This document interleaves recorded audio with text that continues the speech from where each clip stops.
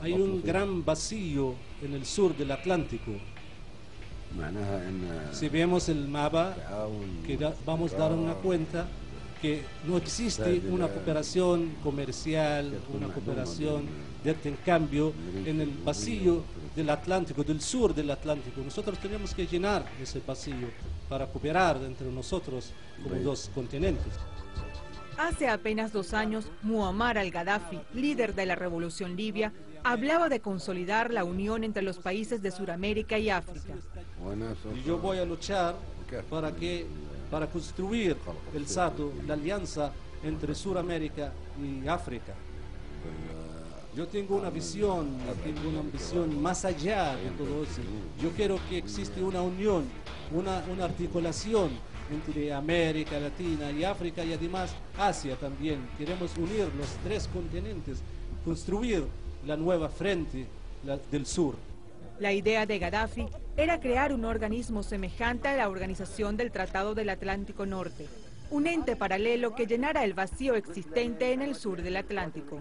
Pero este vacío parece que lo quieren llenar los gobiernos que históricamente han ocupado, invadido y colonizado sin más resultados que pueblos empobrecidos y oprimidos.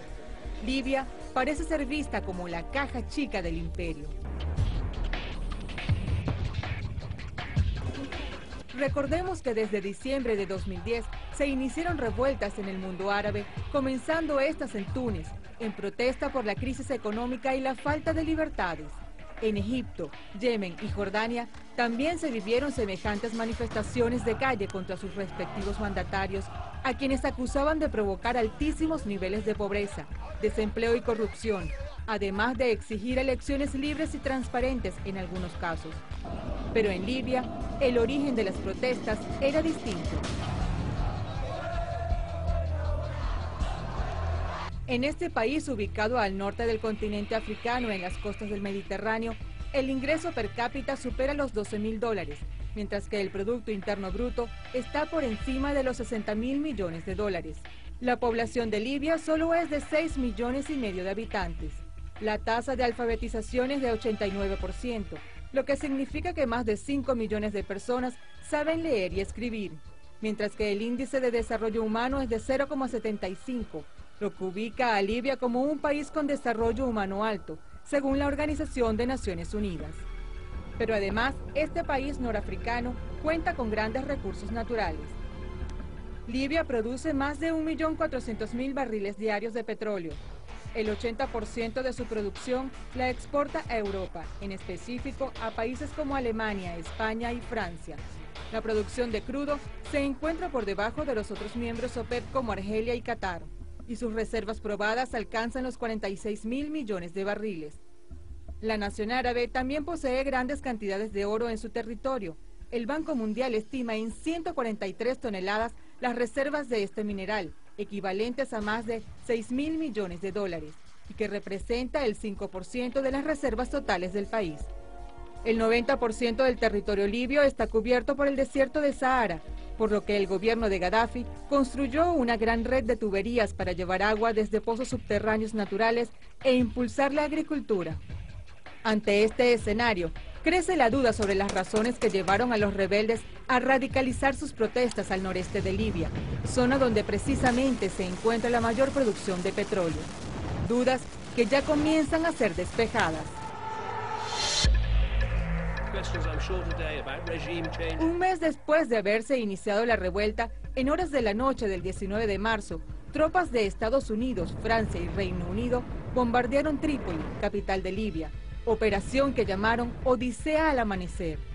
El Pentágono había confirmado el lanzamiento de unos 100 misiles desde buques de guerra y submarinos contra objetivos militares del gobierno de Gaddafi. ¿Cómo es posible lanzar 18 misiles contra un barrio residencial? Somos civiles, no somos militares. Estábamos en la casa y salimos de pronto.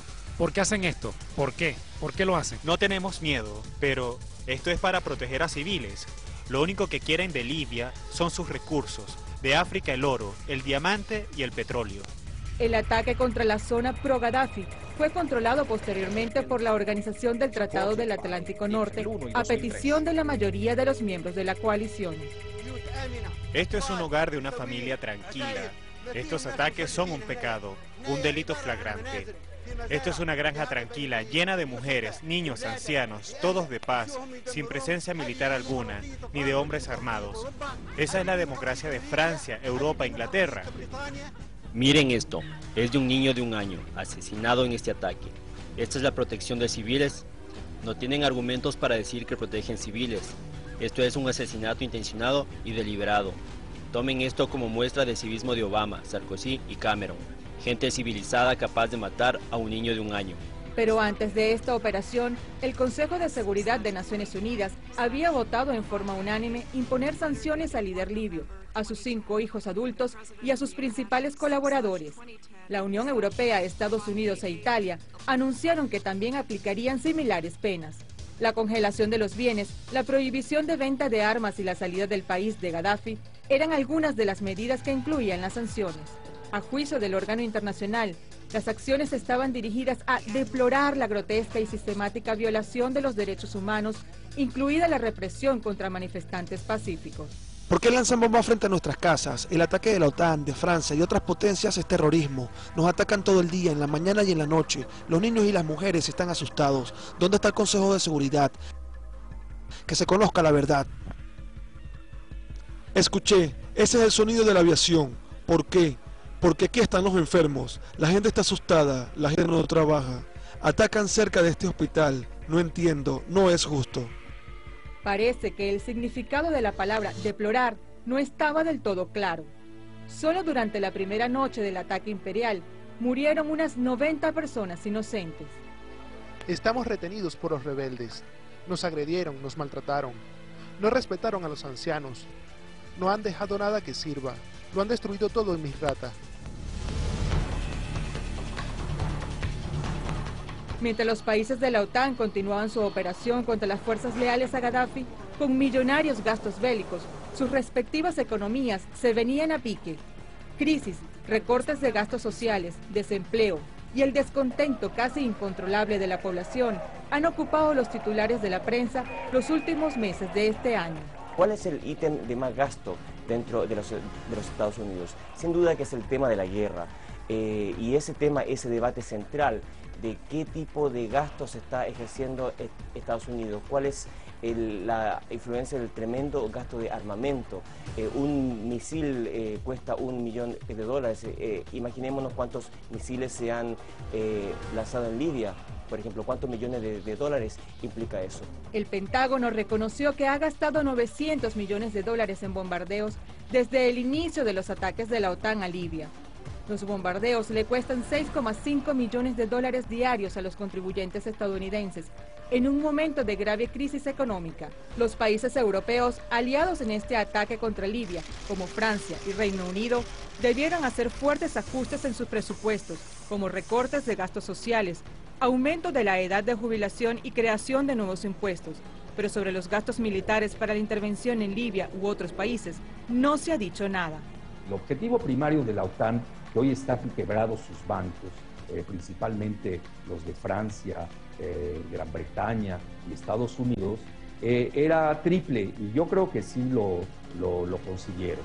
El primero era crear un banco central paralelo. Se han llevado los depósitos de Gaddafi, que a mi juicio cometió el error de haber privatizado su banca, y el peor error fue haber colocado sus depósitos en la banca israelí anglosajona y obviamente pues ahí le quitaron sus recursos financieros. El segundo error es haber depositado también su oro en esas arcas. Los recursos del líder libio no son nada desestimables para estos países en quiebra. Aunque no hay cifras oficiales, medios internacionales precisan que los activos del gobierno libio superan los $30.000 millones, de los cuales $20.000 millones reposan en bancos del Reino Unido. Sin embargo, otros medios cifran el monto en $158.000 millones, una cifra que duplica el monto congelado por países como Francia, Estados Unidos y Sudáfrica. Con Gaddafi al frente de Libia, muchos de estos países que hoy le llaman sátrapa y dictador se veían beneficiados de sus riquezas. Tras 6 meses de revueltas y 5 de bombardeos de la OTAN, Libia está prácticamente en ruinas. Algunas de sus refinerías están inoperativas por los ataques y muchos edificios públicos fueron destruidos. Los hospitales no se dan abasto para atender a los heridos y el olor de la muerte inunda las calles. ¿Por qué la OTAN ataca un lugar como este? Todos saben que es un lugar civil, es una guerra contra los libios, no para proteger a los libios. La oposición agrupada bajo el Consejo Nacional de Transición llegaría posteriormente a Trípoli. Gaddafi solo se había podido comunicar a través de una emisora de radio y llamaba a sus aliados a resistir. A lo largo del conflicto ha repetido que no se irá del país. El CNT asumió el gobierno y ha sido reconocido por unos 40 países. Algunos países hispanohablantes de América también aceptaron al CNT como nuevo gobierno de Libia, entre ellos Colombia y Costa Rica, mientras que Venezuela, Ecuador y Nicaragua rechazaron la violenta intervención extranjera y el establecimiento de un gobierno arbitrario sin el consenso del pueblo libio. El tema de Libia es muy lamentable. Creo que han destrozado un país y siguen destrozándolo. El drama de Libia no termina, ni aún con la caída del gobierno de Gaddafi. Comienza nada más. Están demoliendo un país delante del mundo, picándolo en pedazos. Nuestro presidente de la República no solamente recibió una delegación de la Junta de Reconstrucción de los rebeldes de Libia, sino que ha manifestado su reconocimiento. Pero igualmente somos totalmente respetuosos de la postura que también han tomado países de la región de criticar lo que ha estado pasando en Libia. Legítimo o no, el Consejo de Transición ha advertido que la nueva Libia mantendrá sus relaciones comerciales solo con aquellos países que apoyaron su lucha de liberación desde el primer momento y agradeció el apoyo a las potencias occidentales. Como ven, esta gran revolución tiene dos armas. El arma básica de la revolución es la revolución que se pagó con sangre. Sin embargo, uno de los aspectos que nos facilitó obtener esta victoria es el hecho de que el resto del mundo la reconoció. El hecho de que los países más importantes como Francia e Italia la reconocieron. Eso es mucho. Pero la Unión Africana, organismo impulsado por Gaddafi, se negó a reconocerlos como gobierno de Libia. Todavía hay enfrentamientos en Libia. Creo que esos son los hechos. Si hay combates, hay una lucha, por lo que no podemos sentarnos aquí y decir que ese es el gobierno legítimo. La primera acción del Consejo Nacional de Transición, una vez instalados en el gobierno de Libia, fue pedir el desbloqueo de los fondos para ayudar a la reconstrucción.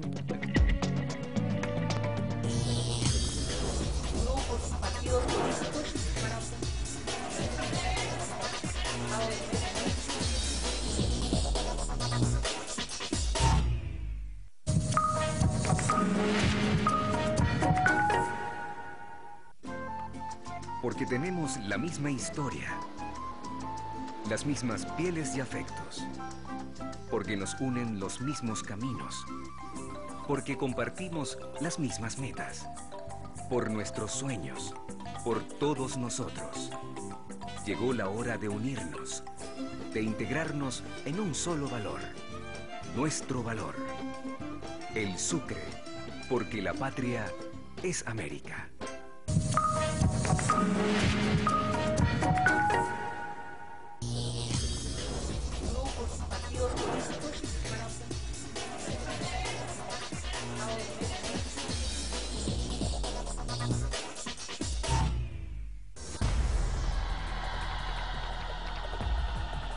A los 27 años de edad, Muammar al-Gaddafi había tomado parte de la revolución que derrocaba al régimen monárquico del rey Idris en 1969 y se puso al frente de la junta militar. Con su llamada Revolución Verde, Gaddafi había nacionalizado la empresa privada, incluyendo la tierra, la industria petrolera y los bancos. Solo se permitían los pequeños negocios familiares. Además, instauró lo que llamó el gobierno de los pueblos.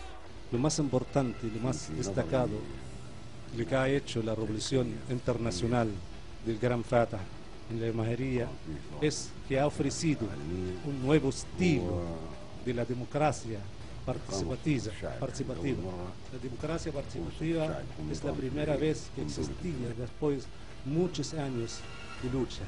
Eso para mí es el gran logro, el gran objetivo que ha hecho la Revolución Internacional. El pueblo es el gobernador, él mismo gobierna. El libro verde recoge su filosofía. El color simboliza una ideología que está por encima del rojo del comunismo y del azul que representa al capitalismo. Los ciudadanos de Libia gozaban de educación gratuita, vivienda gratuita, salud gratuita. Además, cuando se casaban, recibían un bono de matrimonio. También recibían educación gratuita en el exterior, si las calificaciones así lo ameritaban. Libia gozaba de todos estos beneficios. Los ciudadanos libios tenían un buen nivel de vida. Espero que esto no cambie, pero temo que sí cambiará, y estas ventajas dejarán de existir. Como vemos, la población libia no acusaba problemas económicos. Las potencias mundiales tampoco encontraron armas químicas o de destrucción masiva para justificar una intervención como jueces autoproclamados en materia de derechos humanos y seguridad. Sin embargo, lo hicieron. Atacaron a una población civil bajo el pretexto de que el gobierno de Gaddafi violaba los derechos humanos.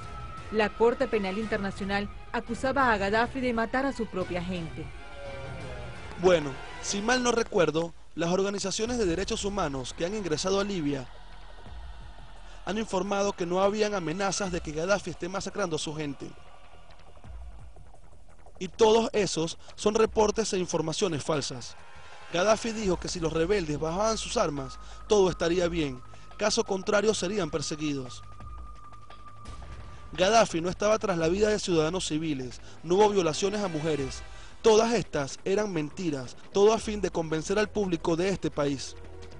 Mucho se ha hablado de la manipulación mediática en estos conflictos, principalmente por parte de las grandes cadenas de noticias manejadas con la anuencia de los gobiernos imperialistas.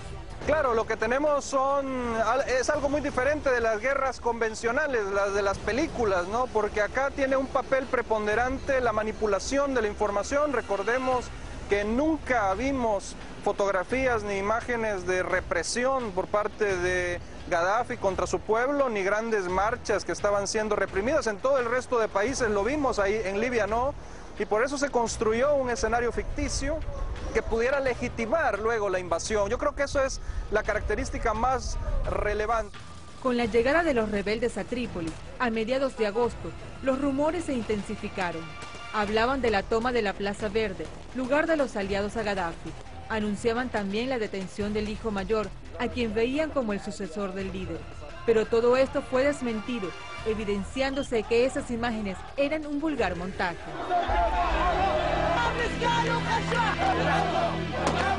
La desinformación de los medios de las grandes cadenas para el beneficio de sus arcas ya ha sido denunciada en varias oportunidades por Alfredo Jalife, especialista en relaciones internacionales, geopolítica y globalización. Lo que estamos viendo, cuando Estados Unidos y la OTAN capturan el petróleo de Libia, se lo están quitando a China y se lo están quitando a la India. Ese es el verdadero juego estratégico que hoy estamos viviendo en la región y que desgraciadamente muchos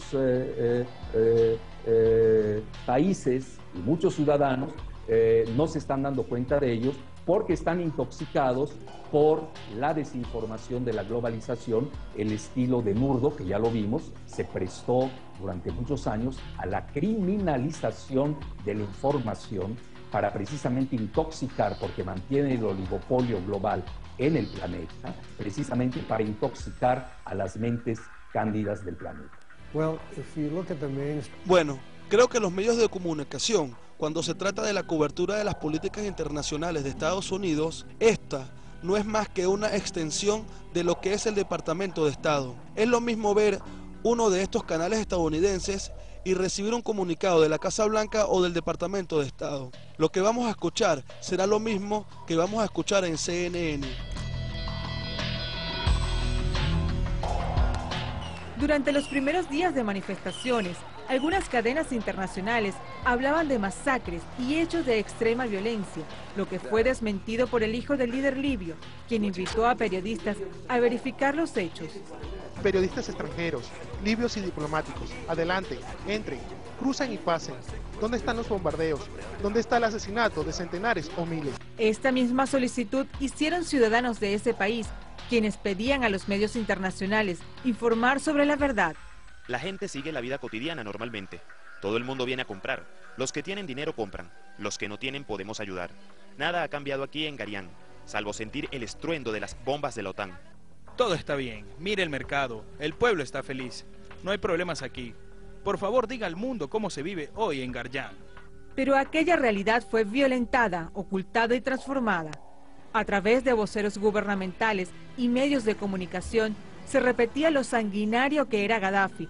Sin embargo, el líder libio ha estado al frente del país por más de 40 años, compartiendo negocios y escenarios con muchos de los que hoy lo adversan con mayor o menor ahínco. Le llaman tirano y excéntrico y le reclaman haber implantado un esquema represivo que vigila el comportamiento cívico y social que se extendió a los ámbitos político y sindical. En Libia se prohibió el derecho a la huelga, se impuso una férrea censura informativa y se codificó la pena de muerte para los delitos tipificados como contrarrevolucionarios. Sin embargo, la actuación de quienes atacaron bajo la excusa de creerse salvadores del pueblo no se acerca precisamente a una intervención humanitaria. Yo creo que si alguien no respeta los derechos humanos, desgraciadamente son los Estados Unidos y Gran Bretaña. Lo vimos en Abu Ghraib, en Irak. Lo que Estados Unidos hizo en Abu Ghraib, la cárcel en Bagdad, eso no lo ha hecho ninguna barbarie en la historia de la humanidad. Estados Unidos siempre ha mantenido una política de intervenciones bajo la excusa de proteger al mundo de dictaduras, del comunismo, de genocidas. El Responsibility to Protect o R2P que Jalife tilde de cuento tejano. Pero casualmente se dan estas cruzadas en países que de algún modo son de su interés, bien por posiciones estratégicas o por los recursos naturales. Todo este tema de una guerra humanitaria no es más que una contradicción de términos. Denme ejemplos de otras guerras humanitarias. La guerra de Irak. Esa guerra supuestamente tenía que mejorar la vida de las mujeres, tenía que deshacerse de un dictador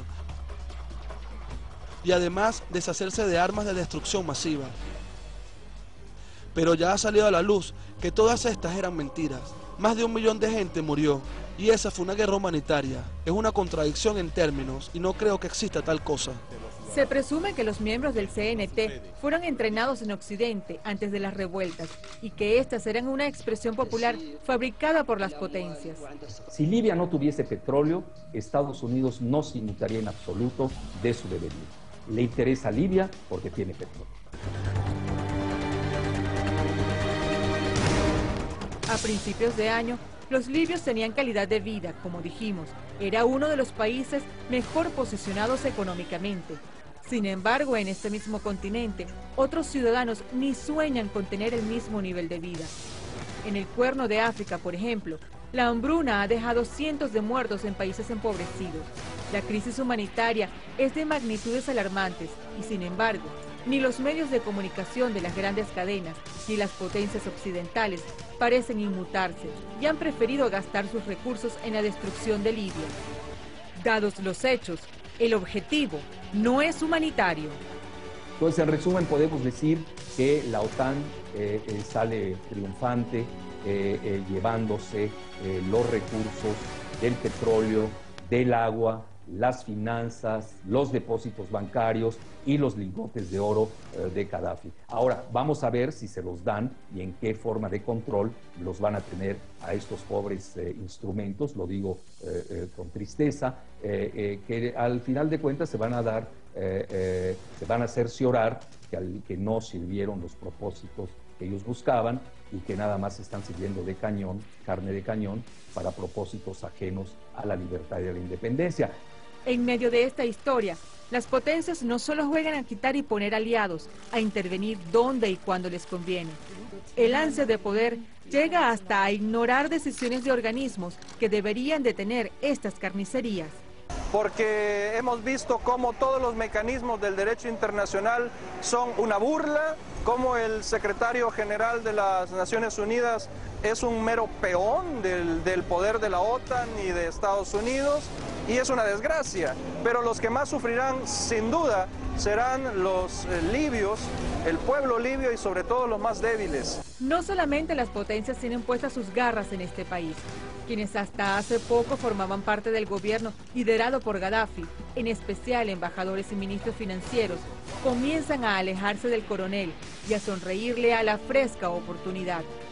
Parece que nadie quiere quedarse por fuera de la repartición del colosal botín. Bueno, el mundo árabe tiene el 60% de las reservas de petróleo, sobre todo en la región del Golfo Pérsico. Es un lugar muy estratégico porque conecta África con Europa y Asia. Pero básicamente, y además está la confrontación entre el G7 y los BRICS, Brasil, Rusia, India, China y Sudáfrica, que sobre todo India y China pues requieren de petróleo. Y hoy la gran lucha, por encima de lo que estamos viendo desde el punto de vista geoestratégico, es la lucha entre el G7 y los BRICS, sobre todo entre Estados Unidos y China, por el control de los recursos petroleros del mundo. Precisamente el gran problema ahora es cuando despierte la oposición en la era post-Gaddafi y se den cuenta de que sus recursos petroleros, pero no olvidemos también los acuíferos, sus depósitos de oro, su dinero, vamos a ver si se los van a devolver. Con o sin Gaddafi, los analistas apuntan hacia la consolidación de nuevas potencias, en especial de los llamados países emergentes, agrupados en el BRICS. Estamos ante un nuevo mundo multipolar y estos estertores pues son los mecanismos de las aves de rapiña que necesitan vivir de su adicción por las materias primas, porque de otra manera su decadencia sería más estrepitosa. Pero tampoco hay que equivocarse en las lecturas. Hoy la OTAN obtuvo un triunfo táctico, pero desde el punto de vista estratégico están perdidos. Un triunfo con olor a muerte, a carnicería, a destrucción. Un triunfo que aún mantiene a los pobladores civiles libios en medio del fuego cruzado entre los dos bandos. Una misión nada humanitaria que mantiene los hospitales abarrotados de heridos y cadáveres, pero carentes de insumos y atención. Poblaciones sin servicios públicos básicos, sin alimentos, donde reinan el caos y la barbarie. Ponen en entredicho la llamada responsabilidad por proteger. Cuando triunfó la revolución en Libia en 1969, fueron evocadas todas las bases y todas las fuerzas extranjeras de nuestro territorio libio. Yo no entiendo, no acabo de entender por qué se le permiten a nuestra hermana Colombia que van a instalar las bases militares extranjeras.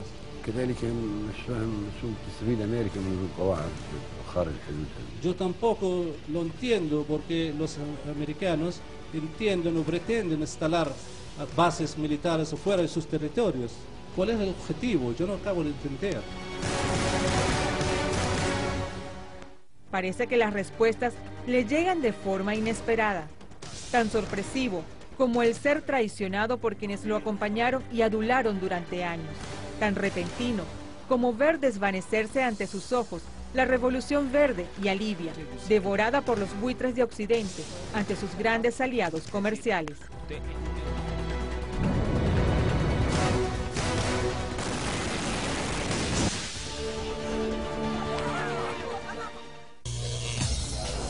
Grupos y partidos políticos